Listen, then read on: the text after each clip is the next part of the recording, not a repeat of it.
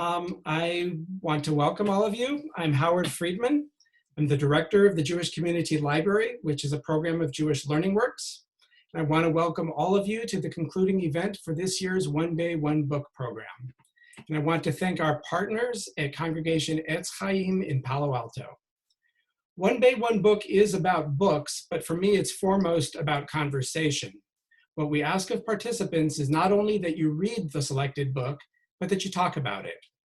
And for me, learning to appreciate a work of literature through the eyes, experiences, and ideas of others adds a new dimension to how we understand that literary work. And so I invite you to another conversation, and this time with the author, Goldie Goldbloom. Goldie was to come to the Bay Area and be with us today at the Jewish Community Library in San Francisco and tomorrow at Congregation Etz Chaim in Palo Alto. And then came a certain virus. But technology has come to the rescue. It's not the same, but I am so grateful for the opportunity to join together today. First, a few ground rules.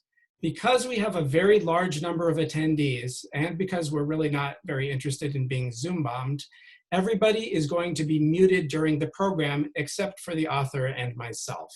However, we invite you to use the chat function, which for most of you is at the bottom of the Zoom window, very liberally. You can introduce yourselves and say what book group you're from. You can make any comments and especially write down any questions that you would like Goldie Goldbloom to answer. And I will then relay those questions to her.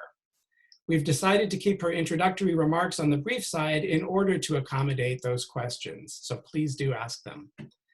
I am very grateful to Goldie Goldbloom, first for writing a novel that has been very rewarding to read and discuss, and secondly for agreeing to join with us as a community of readers here today. And so I will now turn it over to her.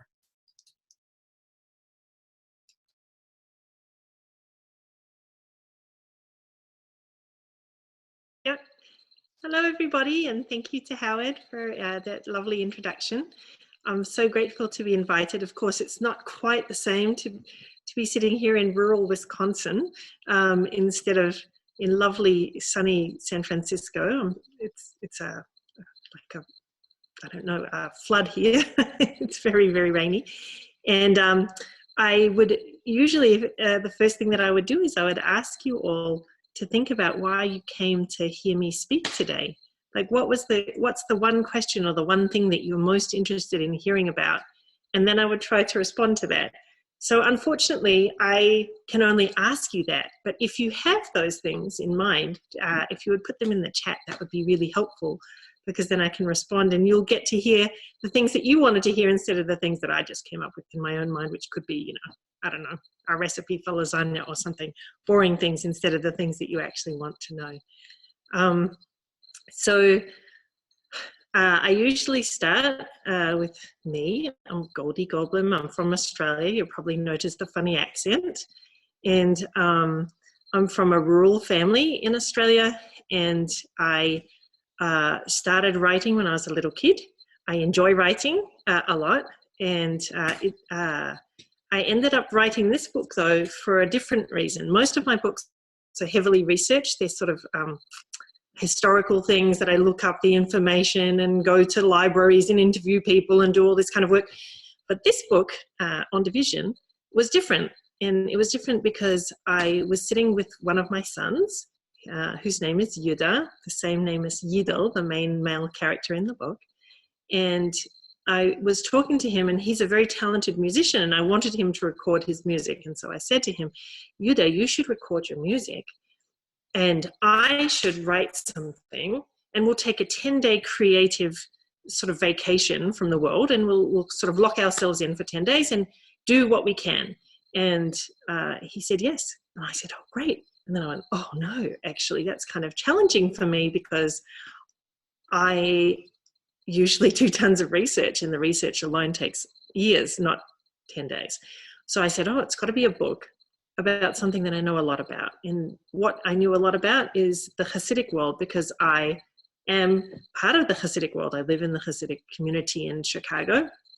And I thought, well, I guess I can write about the Hasidic world. And what else do I know a lot about? I know a lot about midwifery. So I could write about that. And I know a lot about queer kids in the Hasidic community. I could write about that too. And so you can see that some of these ideas kind of came together. And so for 10 days, my son and I locked ourselves away, and he ended up recording his music later. The 10 days didn't work for him, but for me, I felt a lot of pressure. I was like, oh, he's probably recording tons of music, because we didn't check in with each other. He's probably recording tons of music.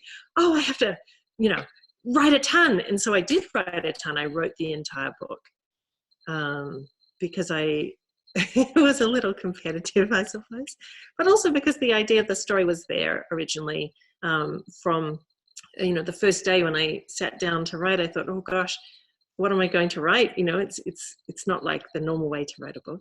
What am I going to write about? And I thought, well, I have a story that I had written, a short story, a very short story in a collection that was published in Australia. And I thought, well, maybe I can kind of expand that story because that's interesting and it's based on the same kind of things that I know about. And so that's in fact what I did do.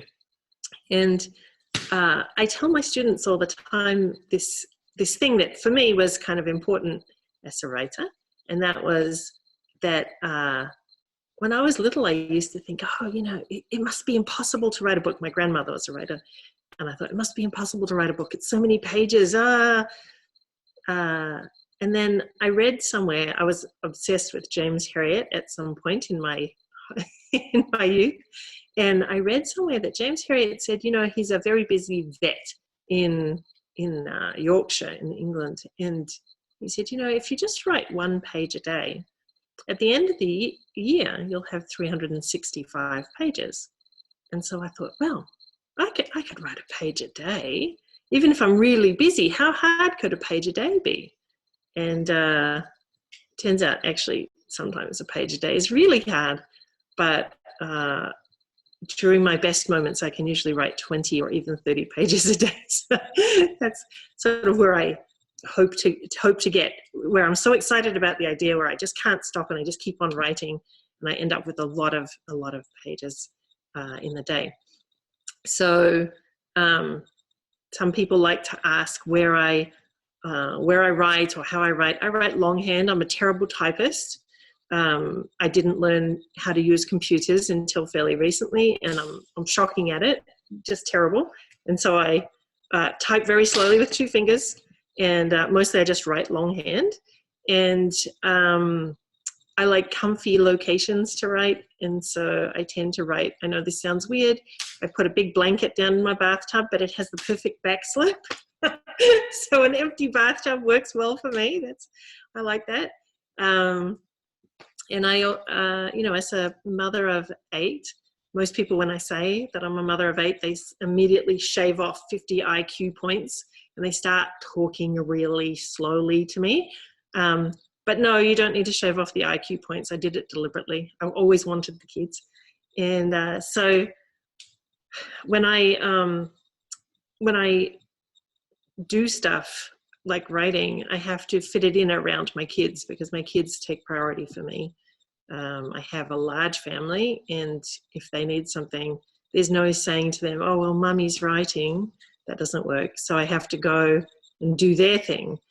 But while I'm doing their thing, there's often plenty of time to just sit. And so I may be sitting outside the school in the car waiting or whatever, and I take out a notebook and I write down some material. And so a lot of my stories and my books are amalgamations of lots and lots and lots and lots of small pieces of paper that I put together to make stories. I see a question that says, how is the book related to the short story that started you on this book? From Harriet Michael. So how is the book related to the short story? In the short story, I wanted to write a story that would be both horrifying or sad and funny. And so I wrote a story about an older woman who gets pregnant and she doesn't tell her husband.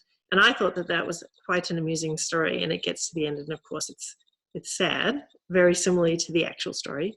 But that story is about a page long, whereas, the book is obviously longer. And What branch of Hasidim do I belong to? I have a very strong connection to Satmar Hasidim, but I belong to Lubavitch. And how did I pick the title? I picked the title because I always come up with just terrible, terrible titles. They're always appalling. Like my publisher goes, that's not going to market anything. And so my publisher said about the title that I had come up with for this book, she said, that's not going to fly. We need to find something that really references the internal dynamic of the book. And we sort of bandied around the word division because, of course, Surrey lives on Division Avenue.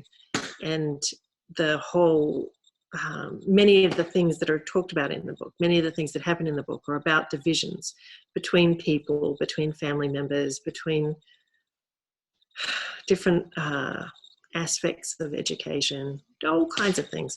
And so we wanted division to be in the title, and eventually it became On Division, which sounds like a math book, but isn't.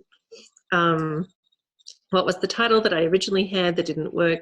It was called In Williamsburg because those were the first two words of the book when I started writing it. When you start writing something and then you start typing it into your computer, whatever the first two words are, that hops up as the title. And that's basically how my titles always are terrible. I crack myself up here, not so funny.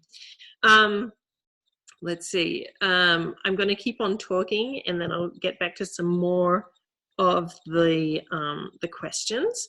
So my goal in writing this book was I wanted to write something about the invisible stories of Hasidic women that have not really been written before.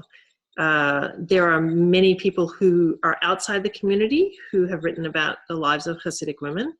There are many, and they sort of look at Hasidic women either as weird and strange or as other, or they sort of look at them as saintly. And trust me, we're neither saintly nor weird. We're kind of in the middle, just like everybody else. And the other thing that I wanted to do is, the other thing that sort of happens with books is that people who leave the community write books. And, you can see at the moment on, I'm going to embarrass myself now, but the television, on the television, there's all these shows about Hasidic Jews. And those are both written and produced by people who aren't in the Hasidic community anymore. And as a result, they have a different flavor, the same way as if somebody who was writing about Microsoft but had been fired by Microsoft or left Microsoft would probably not write the same story as somebody who's in the department or in that job at that time. So it is, I have felt for many years that it's a disappointing lack that there aren't stories from inside the Hasidic world, inside that world, that are accurate, meaning to say neither positive nor negative, but neutral. Because we all hope for that in our lives. If you read about yourself in a book, you don't want to read yourself as negative. You don't want to read about yourself as positive. You want to read about yourself as you are. You want the shell of yourself to be taken off and the internal world to be revealed for people to understand and connect with. And I think for Strauss and Giroux, who's my publishing house, did a phenomenal job, because I said to them, I don't want Hasidic people on the front cover of the book. And so they said, okay, well, what would make sense? And we decided that a bridge would make sense, the bridge that Surrey walks across, because the book is entirely about making connections between people, between cultures, between parents and children, between people who feel these divisions in their lives. So, wow, great. Yes, somebody said, I felt that On Division was a universal story, not just a Hasidic story, and I totally agree. I feel very strongly that the themes that are in the book about connection are universal themes. They're not about the Hasidic world at all, or rather, the microcosm is the Hasidic world, but the macrocosm is the larger world. you know, when I wrote this book, I was thinking very much about the divisions between, for example, Republicans and Democrats. I should put this out there. I'm completely neutral on this subject. I'm not really, actually. That's a complete BS. I'm not neutral on this subject, but I can't vote. I'm not a citizen here. So I feel very strongly, though, and sadly, that there's a massive division between Republicans and Democrats at the moment, and that had been on my mind when I started writing. And I also feel that there are these divisions between family members, the older generation, the younger generation, the way people think about each other is sad and unnecessary, and creates a divisiveness and a breakage in the community that doesn't need to be there.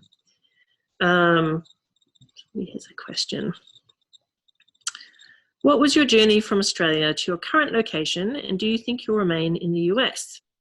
I came from Australia to the United States to study in seminary here, and that was 30 years ago, so I do believe, yes, I will be remaining in the United States, unless Mr. Trump decides that I'm not allowed to because I'm not a citizen. How has the book been received in the Hasidic community? So that's a great question. The book has been, and that's from Helene Weinstein. Thank you, Helene Weinstein.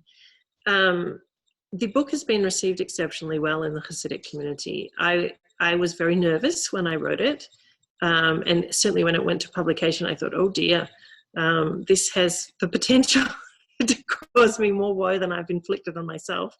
But in fact, certainly in the Lubavitch community and some of the more modern Hasidic communities, it's been very well received. A lot of people have read it and told me that they've read it and appreciated it. And even in the Satmar community, a lot of people have read it, which is surprising to me. My son, Mendel, was killed last year. And when he was killed, we had Shiva in my house. And it was after the book was published. And this Satmar woman, a Rebbitzin, a much older woman in her 90s, came to my home to speak to me. She didn't realize that we had a Shiva in the house. And when she came, she said, oh, I'm sorry, I'll go away. But I was like, why is this 90-year-old Satmar lady in my house? So I said, no, come talk to me. I want to hear what you have to say. And she said, well, I was reading your book. Somebody gave me your book. I was reading your book and I loved it. It was beautiful. It felt like my family. It felt real instead of these fake stories that make us so perfect. We're not perfect. And or these fake stories that make us like devils, which we're not devils either. She said, this felt like my life. And as I was reading it, I was crying and calling out, no, sorry, terrible choice. Tell your husband. Ah, she was going crazy. And as she was describing it to me, but she said that her husband, who's a very well-known rabbi in the community, did not know, has never read a secular book, has never read a novel, doesn't even speak English.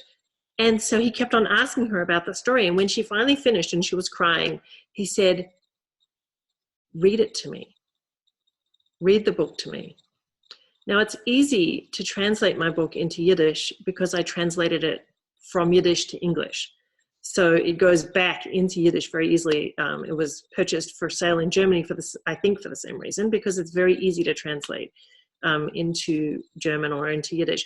And so she did. She sat down with her husband and she started to read to him the book and to tell him the story. And he loved it. And he got to the end and he was crying also. And he said to her, read it again. Start at the beginning and read it again. And that's a Satmar rabbi who, he's 90. He has no experience of novels. He saw himself, he saw his family, he saw his community in what I had written. He didn't feel alienated or uncomfortable. He felt, that's us. He saw himself. And to me, that's like, yes, I succeeded. I succeeded in creating a world where the Hasidim see themselves, other people from outside the community see themselves also, right? So that I appreciate that. Let's see. Other questions? Am I a midwife? Yes, I've studied to be a midwife. And yes, I have delivered children, besides my own. How realistic is it for a 57-year-old woman to be pregnant? That's from Joseph Sklar. Joseph Sklar, I personally know at least one person who delivered a child at 57. It's somebody that I know extremely well. And I also know people in my own community who have had children in their mid to late 50s. So they don't announce it, but it happens. So how realistic is it? Very realistic. From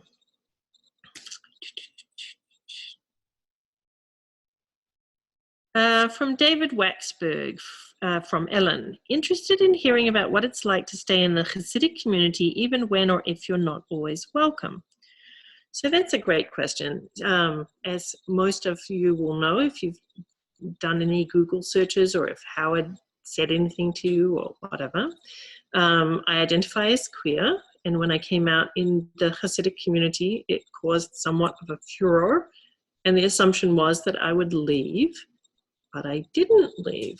I didn't want to leave. I still don't want to leave. I'm kind of stubborn. So what is it like to stay in the Hasidic community when you're not always welcome? I'm lucky that I'm a very shy person and I tend to stay at home. When I go out, sometimes it's unpleasant and sometimes it's not. It's taken a while for my community to come around to the idea that I'm not going anywhere and that I'm not actually a rebel or a rabble-rouser, just an ordinary human being who is going to keep on staying inside the community. And now when I go to shul, to synagogue, about half of the synagogue will smile and wave and say, hello, Goldie, how are you? How's things going? And the other half will be like,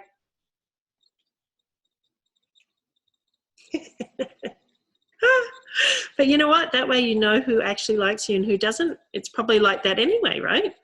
Instead, now I know. So, let's see. Were there other things that I was supposed to be talking about that I had on my little list here? I think so. Yeah. Another part of the reason that I was interested in writing this book, people have asked me a lot of questions about, are the people in the book real people? Are they people that I know? And they're not. They're all amalgamations. I'd be an idiot to write people that I know. That's a good way to get sued. I don't want to get sued. Please don't sue me. But some of the characters in the book are amalgamations of people that I know. So, for example, Surrey is an amalgamation of people that I know, as well as my own invention. Yidel is my own invention. I don't actually know anybody exactly like him. But Lipa, the young son, is an amalgamation of 3 young men that I knew who all died in various ways. And as somebody who has worked with ASHL, which is an advocacy organization for LGBTQ individuals in the Orthodox community, and the only Hasidic person who works for them or has worked for them, I was a founding board member for that organization. I get a lot of telephone calls. I get a lot of people call me up and ask me for information, for help, for guidance, or shidduchim, matches, all different kinds of things. People call me up about a lot of different things. And so I hear the stories. I hear the good stories. I hear the very not good stories that happen when children try to come out to their parents in the Hasidic community. And sometimes it goes okay, and a lot of times it doesn't go so well.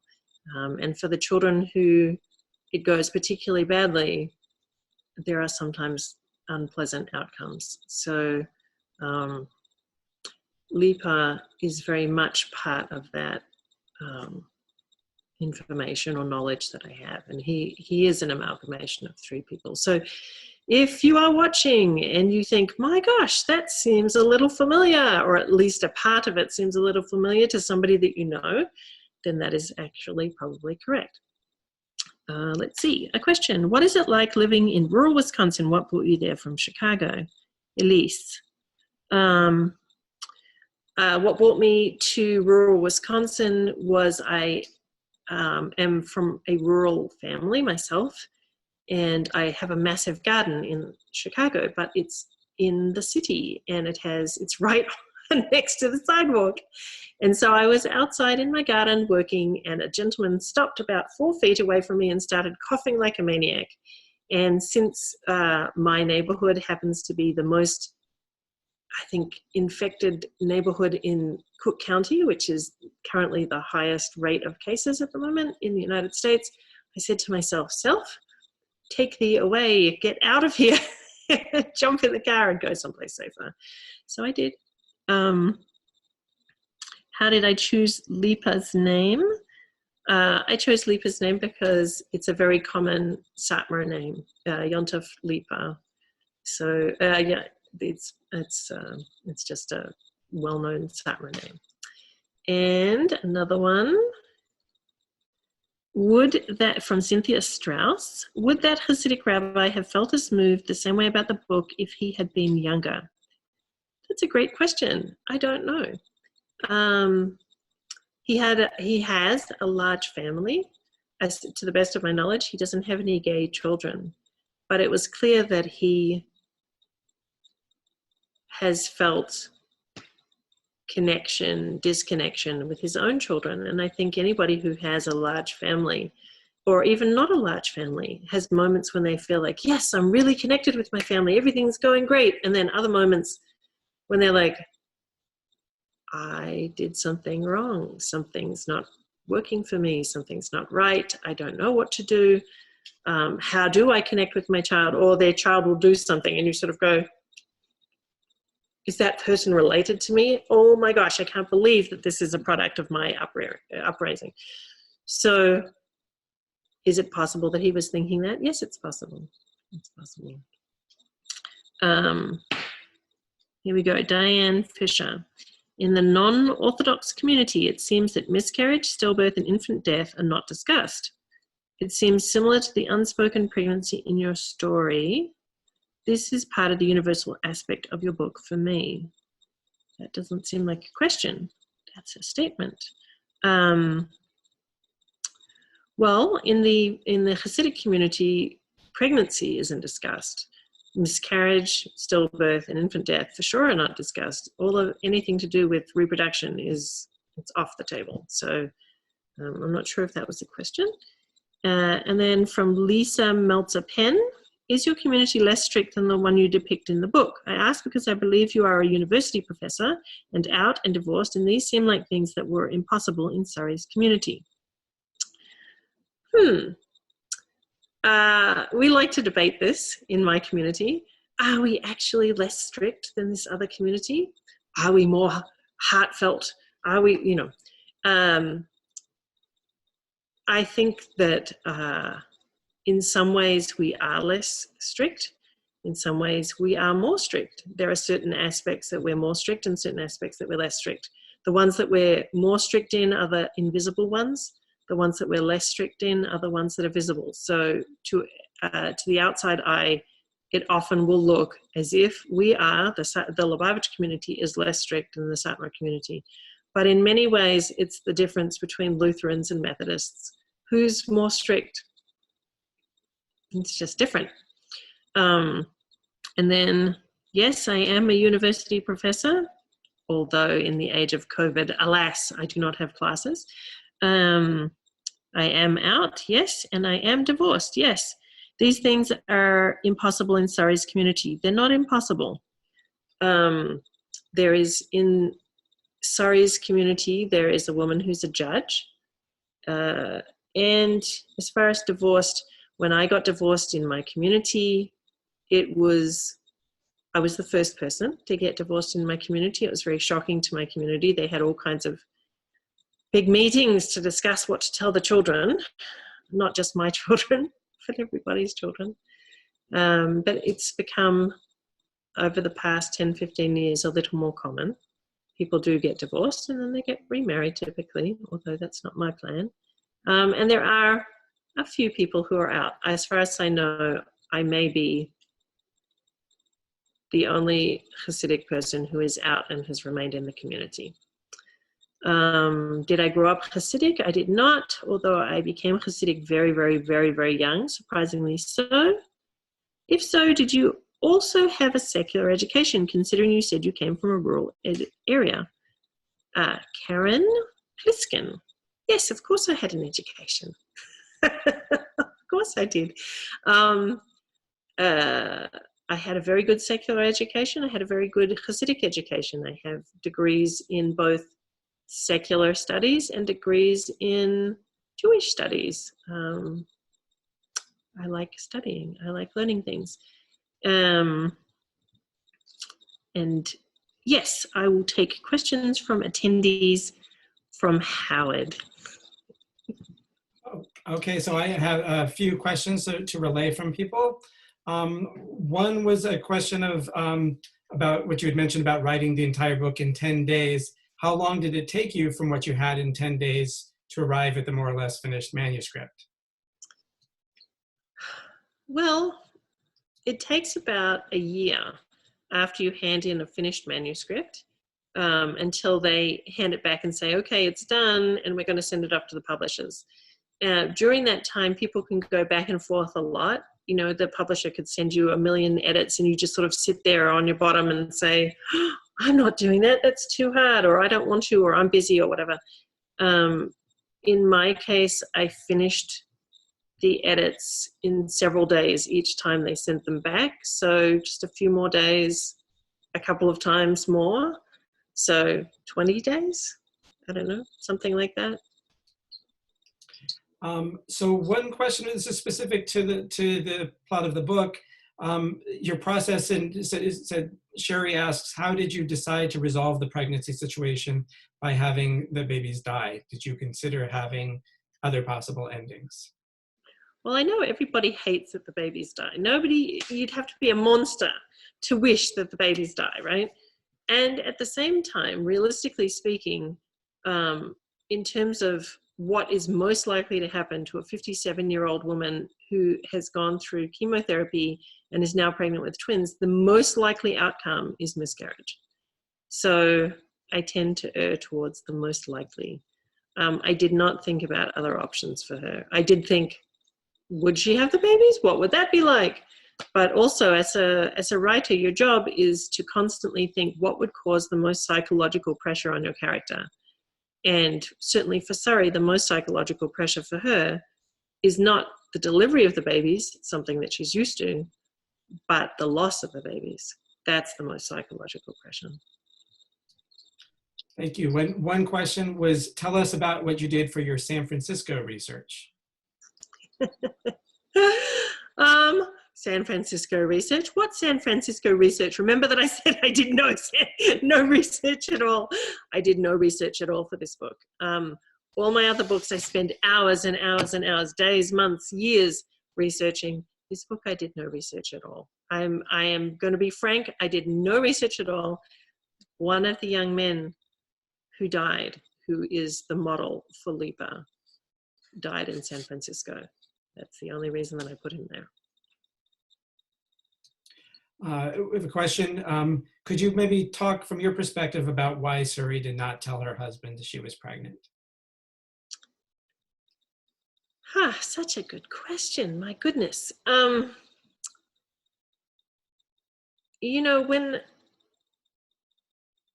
because Sari and Yidel have a good marriage, and over time with a good marriage, you do get into these kind of routines where you think that you understand what the other person really wants or needs, and the other person likewise thinks that you know, and there's this kind of quiet communication that happens without saying a word. And in Sari's case, that had stopped after the death of Lipa. She was unable to continue with that quiet communication because she actually needed to speak about the death of her son. And so she felt constantly, I think I write in the book, as if she was just near the radio station, but not on the radio station. She felt as if there had been this disconnect between her husband and her because she was going through this terrible loss. She wanted to experience it with him. But instead, the family shut down and said, no, we're not going to be communicating. And so when it came time for her to say, I'm expecting these twins, she was off the radio station. She was unable to make that communication until she'd fixed the earlier lack of communication. That's the way I understand the psychology behind why she didn't tell him. Thank you. So I have a question. Somebody interested in Sori's anxiety about her interest in nursing, taking her away from the community. What is your experience of women being part of a Hasidic community and pursuing secular occupations? Why? Okay. In the community, okay, so let's try this. In the Lubavitch community, it's more common, but still rare, for women to pursue a secular education. In particular, women who grew up in the community typically do not pursue a secular education. It's not considered so great to go to college. In the Satmar community and in other Hasidic communities, there are some Hasidic communities that actually for a while encouraged their women to go and get good jobs so that they'd be able to support their husbands. That's kind of closed down a little bit more now. Certainly within the Satmar community, it doesn't happen. I know one woman who has a secular degree in the Satmar community. It's very rare. I have a question about whether you considered developing the plot with Sori asking for help during the delivery. In many ways, this book is about how challenging it is when you've lost your ability to really communicate. When you lose your ability to communicate, it doesn't play favorites. She has a hard time communicating with her husband Yidel. She has a hard time communicating with her daughter Tzila Ruchel.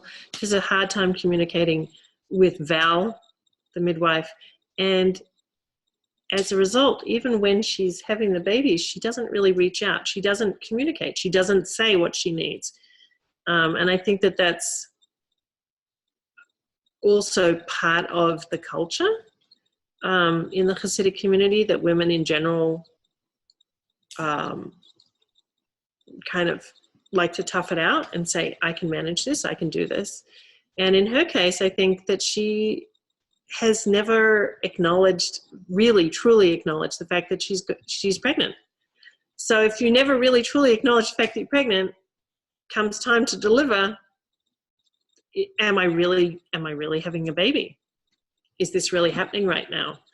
And I think that it's unlikely in the case of Sori that she would reach out. I don't think she would reach out. I think that she would just keep on going, this isn't really happening. No, maybe it is. No, I'm not sure. I don't think it is. It'll go away. Surely it will go away. Something's going to happen to take it away. Sort of like everybody with coronavirus right now. It's going to go away miraculously.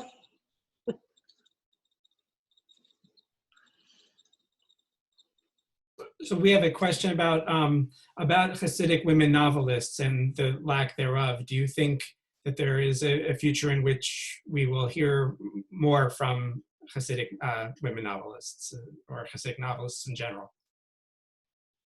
No. There are women who write in the community. In fact, I do like writing groups in my home, and I've had some Hasidic women who have come and worked with me, and they've produced books that are internally published in the Hasidic community. But there's a deep reluctance in the Hasidic community to reveal the flaws in the community.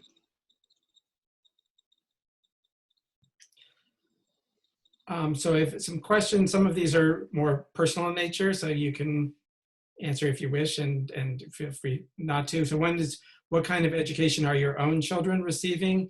And are you concerned about their marriage prospects because you are out? that is really sad. Yes. The answer is yes. Yes, I'm concerned. Yes, it's impacted my family. Of course it has. The kind of education that my kids are getting is the very best one that I can give them. I have over 40,000 books, secular books, in my own home. That's more books than the local branch of the Chicago Public Library. That's so that my kids can read books without having to go to the library. My children have, for the most part, gone to university. They have secular degrees. One of my daughters just graduated with a master's degree in fine arts from RISD. She's a fairly well-known fine art photographer. I have kids doing all kinds of things. They're all very, very clever.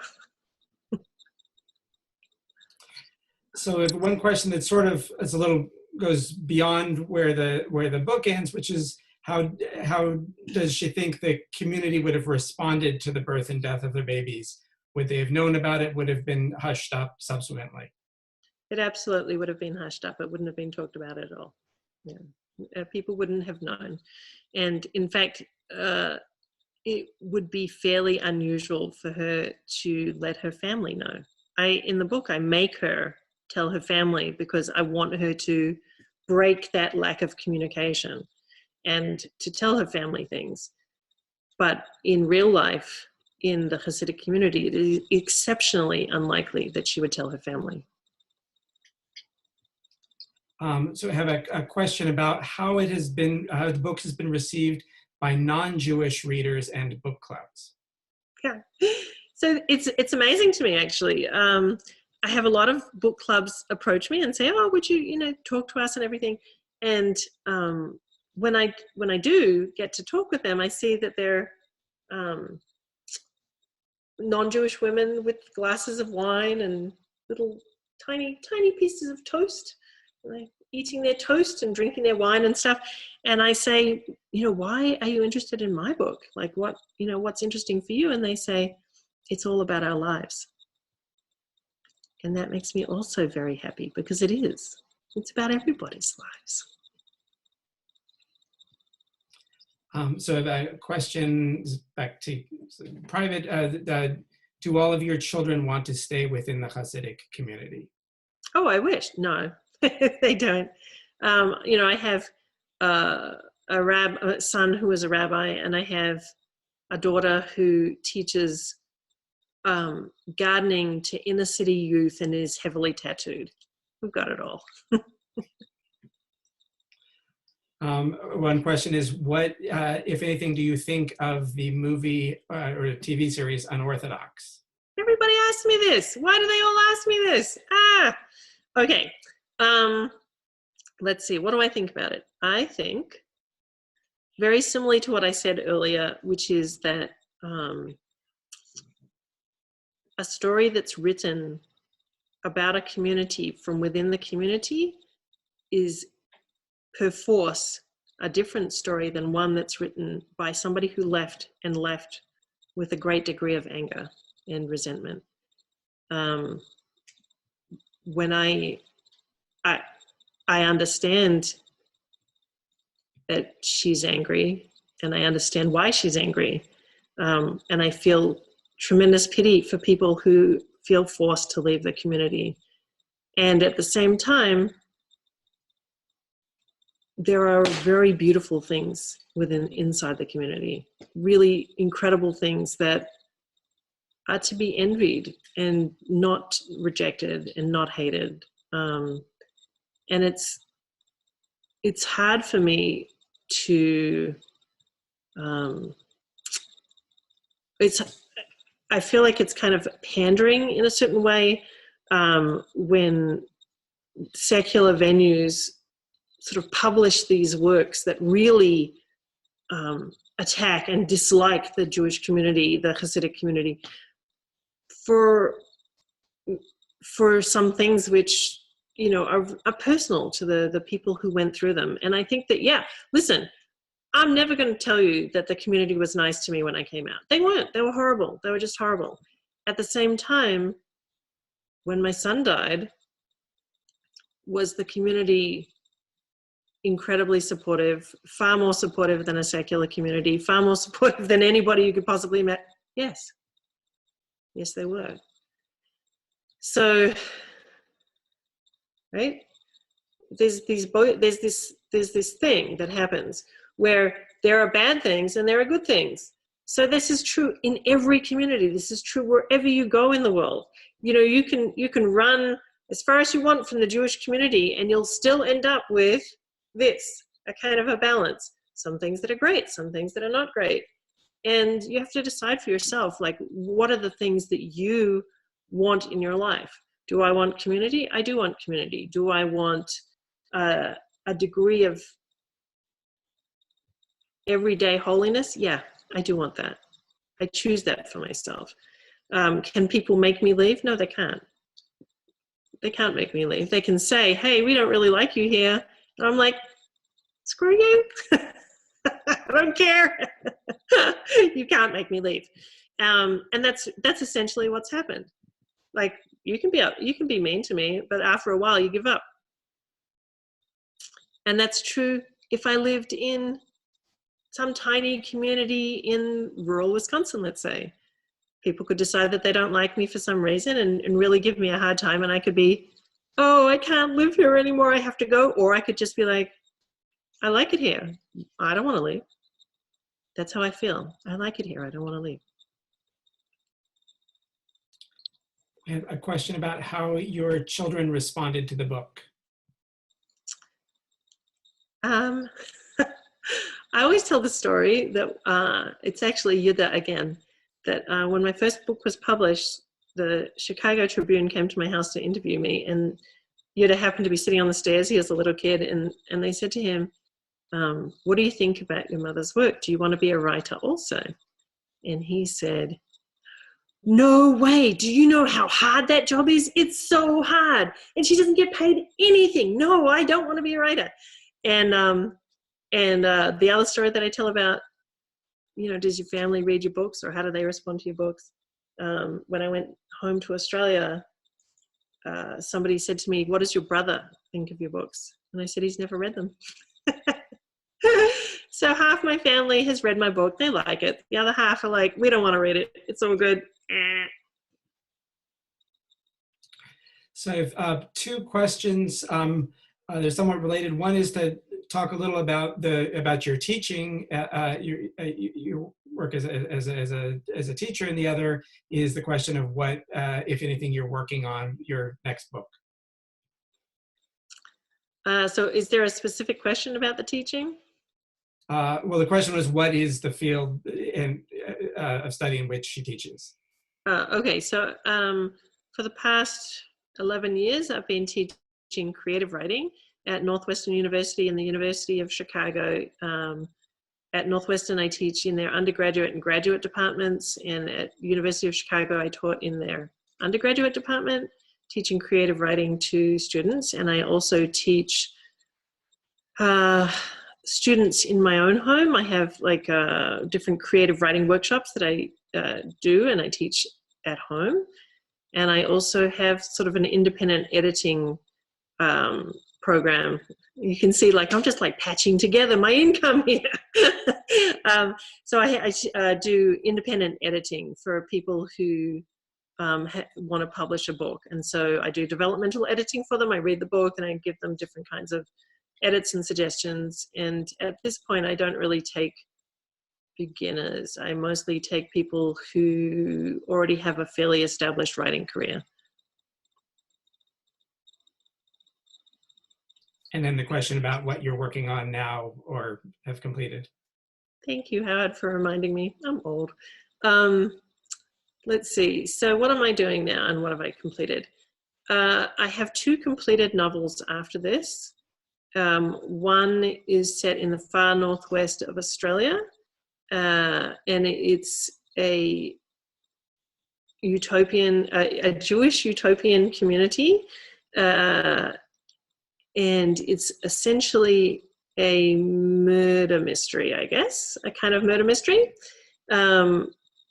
in which the founder of the commune has died, and the narrator of the story is telling the different pieces of what's happened, and they're trying, and the reader is trying to decide, and in addition there's a police officer who comes down from one of the local towns to try and figure out who it was who killed this person. And this kind of came out of I did a graduate study program in homicide investigation at Northwestern University last year. So that came out of that. Very interesting. It's fun. And then the other book that he's completed is a book about two women who were the first of many. They both were incredible. They were some of the first women who ever got degrees, one in chemistry and one in English literature. The one in English literature was the 7th woman in France ever to get an academic degree. The one in the United States got her degree. She had to grant it to herself because she had been attending Columbia University's chemistry program, and they decided, actually, we changed our mind. We do not want to give a degree to a woman. And so she went back to Barnard University, which is where she'd been enrolled, and she said, what am I going to do? I can't even get my degree. And they said, well, we can't grant you your degree because you don't have, because we don't have a chemistry department. What you'd have to do to get a degree is to found the chemistry department for Barnard, and 4 years later, you can give yourself your degree. And so that's what she did. Anyway, so these two people were married, married before it was allowed. These two women were married before it was allowed, and they lived this very, very secretive life until me, as far as I can tell. This is obviously a research-based one. Until me, I don't think anybody knew that they were together. And during World War II, so I should say the chemistry professor, her specialty was uranium. And she did a lot of work with Marie Curie. And during World War II, she was selected and sent to Los Alamos. And she didn't want to go because for the past 20 years, prior to that, she and her, I'm going to say wife, had been working for the university, for the International Federation of University Women, which was this organization to promulgate peace. and no war. And instead, there they were totally stuck because she couldn't say, no, I can't go. I'm married. She couldn't say that. She couldn't say, no, I can't go. I've been working on this peace thing with my wife. She couldn't say that. She couldn't say anything. So she ended up going and working on the Manhattan Project at Los Alamos and eventually developing the atom bomb, despite the fact that her wife and she had been anti-war activists for 20 years. And so I'm really interested in, I guess that story, I'm really interested in how they bridged the Gulf. Like when she came back to New York City, how do you get past that? And this is, again, this is sort of a story for now. How do you get past a place where you're so separate, like where your viewpoints have diverged so far that it seems as if you can't possibly live in the same house. You can't possibly have a conversation, right? Think about all the people that you know who go home for Thanksgiving, let's say, and they sit down and they want to have a conversation with their family members, but their family members are Republicans and they are Democrats and they can't even have a civil conversation. So that's kind of where I'm at with that story.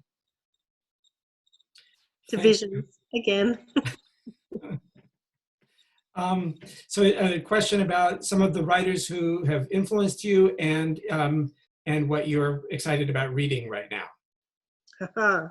Okay, so that's essentially the same question. I'm just going to say it's like, and I usually answer it the same way. I'm going to say like this: if you ask a writer who their favorite writers are, or who, you know, what books they're reading right now, or anything like that, it's like saying to a parent, "Who's your favorite child?" And you can run into trouble because if I start naming names, I have friends who are going to be like, "Oh, why didn't you say my name? Why didn't you say my name? What about me? What about that one?" All that said, at the moment, I am completely out of books in Wisconsin because my big library's down in Chicago. I'm going out of my mind. I've been reading gardening books because there's lots of those, and I've been reading about moths, which was interesting. But I did reread Bulgakov's Master and Margarita. That was beautiful. Love that. I really like Russian literature, so that was really fun. And I read American Arson, which is a book about these two people down in Virginia who went around and were burning a lot of different buildings in this rural area. Again, that was just a book that somebody had left here when they came up. I'm desperate. All offers of books will be taken gratefully. And as far as books that have influenced me, you know, I read really widely. I read about a book a day, and have done since I'm a very young kid. And so it's hard for me to really point at one book and say, this book, this book. But there are some writers that I really love. I love Jim Tracy, who's an English writer. He wrote a book called Being Dead. And he did this phenomenal thing. I hope this isn't going to take too long to say, but he did this there was a Japanese engineer and a guy who was sort of working on mathematical formula, and they wanted to figure out if you run speech through this program that they developed, does it come out as poetry or does it come out as prose? Is it like narrative or is it poetry? And so they were doing all these different experiments, and they would run novels through to see, is this poetry or is this prose? Is this poetry or is it prose? And it was usually prose. But when they ran Tracy's books through, it came out as poetry. And the other thing that particular experiment did that I just loved is that they also ran through the speech of people sitting around a bar. They wanted to see, is that narrative? Is that prose or is that poetry? And the people who are sitting around a bar, their speech came out as poetry. Isn't that great? Love that. That's amazing. So I am aware of a phenomenon called Zoom fatigue, and I'm conscious of that. So I do have lots of people have sent me questions, but I think in the interest of people's patience, I thought I would maybe spring it back to you if there's anything additional that you would like to say, or what it also feels like to be in a virtual room of more than 100 people who've read and discussed on division, or any further reflections that you would like to sort of conclude with. Sure. Two things. First of all, thank you so much, everybody, for reading my book. I'm always astounded that people actually read it, and I love it. I'm grateful. Thank you. That's a kiss and a hug, a vicarious one, or a cyber one, I guess, to everybody who did read it, and I'm grateful. And the other thing that I really wanted to say is just this, that everybody inside is exactly the same. We're all complicated. You could have a hat on, or the payas, or the beard, or the clothes, or whatever. Everybody's the same inside. We all want the same things. That's all. Okay, well, thank you so much, Goldie, for joining us, and stay warm. And thank you, everybody who's here. We will let you know when we choose the book for next year's One Bay One Book program. And we look forward to joining together as a community for that. And thanks, Goldie, again, for giving us a book that enabled us to have a lot of meaningful conversations. Thank you, Howard. Thank you to the Jewish organizations in San Francisco, and to the library especially, of course. Thank you. All right. So long. Stay healthy, everybody. Bye-bye.